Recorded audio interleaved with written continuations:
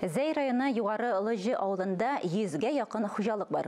Шуның 20-се, 30-ы вакытлы матбугат алдыра.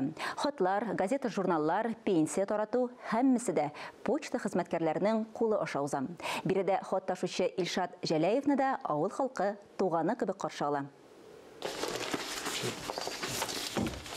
Илшат Җәләевнең көне Бигеш авылындагы төп почта бүлекчәсендә газета, журналлар кабул итүдән башлана.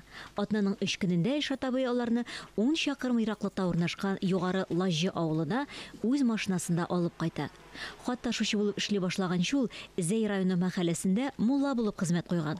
Туган авылына кайтып төпләнгәннән соң елдан артык шушы җирлектә хат ташучы булып эшли. Хәзерге вакытта хатын-кыз эшли торган эш, күбрәк хатын-кызлар. Ләкин инде хатын-кызга дагы җиңел түгелдер дип уйлыйм, анда сумка күтәреп йөрүләре. Яңгыр, кар, буран дип тормый, көтеп алган басмаларны вакытында әбүнәчегә тарата. Илшат Җәләевнең бурычы газета, журнал таратуына түгел. Бигеш почта бүлегенең җитәкчесе юк. Шуңа күрә хәзер әлеге җирлеккә караган авыллардан хат ташучылар газета, журналлар, коммуналь хезмәтләр өчен квитанцияләр, пенсия тарату белән мәшгуль.